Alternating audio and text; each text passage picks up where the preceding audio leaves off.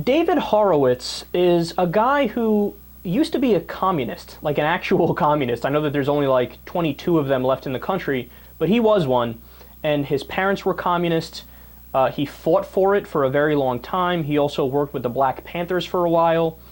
He spent about half of his life, if not a little more, as a diehard leftist. And then at some point around the time of Reagan, he's old, he's like 74 years old, but around the time of Reagan, he did a 180. And he completely disregarded his left-wing past, really far left-wing past, way to the left of me, right? And he said, no, I'm now, and now he's one of the most hardline conservatives in the country, and I mean that, like he's written books about it, you know. And what's interesting about this guy is that it's his personal experience that led him to leave a left-wing mindset, and a radical left-wing mindset. Like, it's not like he went from being a communist to, hey, I'm just a capitalist but who leans left. No, he went 100% in the other direction. Now, why is that the case? Well, number one, his parents eventually left the party, and it was because they were supporters of Joseph Stalin. And then when they realized what Stalin was doing, they're like, oh my God, we can't do this. So they stopped being communists. And also, when he was with the Black Panthers, the person who was like his mentor, who he worked for, other Black Panthers killed that guy. And then they kind of told him, like, yeah, we killed him. What? So in Horowitz's mind, he thinks, well, all people who are on the left wing are like Joseph Stalin and people who murder people. And it's because of his personal experience. So in other words, it's divorced from reason. Like, he doesn't actually sit down and look like, oh, what's this policy like on this issue or this issue. He's like, I had a personal bad experience with people that are supposedly on the left, so now I hate everything left wing. And this is why today he says shit like this. An authentic religion understands that only a divinity can repair the world. Progressives think they can prepare the world. That's why they're so dangerous. And that's why they're so intolerant. If you believe that you can create the kingdom of heaven on earth, what crime will you not commit? What lie will you not tell? Even more, when you look at people who oppose you, you see them as the devil's party. Very, very important to understand that so-called liberals, I mean, I hate using that word liberal because they're so intolerant and bigoted. But people who are called liberals, people who call themselves progressives or leftists or socialists, see themselves as an army of the saints redeeming the world.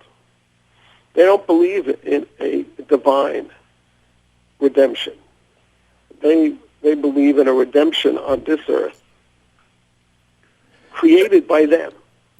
See, now that's really, really interesting, because I think if anything, this shows more about what goes on in his mind psychologically, more than anything has to do with politics.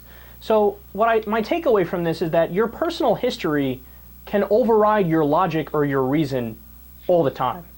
Like, this guy's personal history has led him to have a reaction where he says, I don't care, I'm not going to look at this specific issue. I'm just going to agree with the right because I was on the left and I had all these negative experiences, so I have to just agree with the right by default. But that, honestly, that's a childish way of viewing the world. It's an emotionalistic way of viewing the world.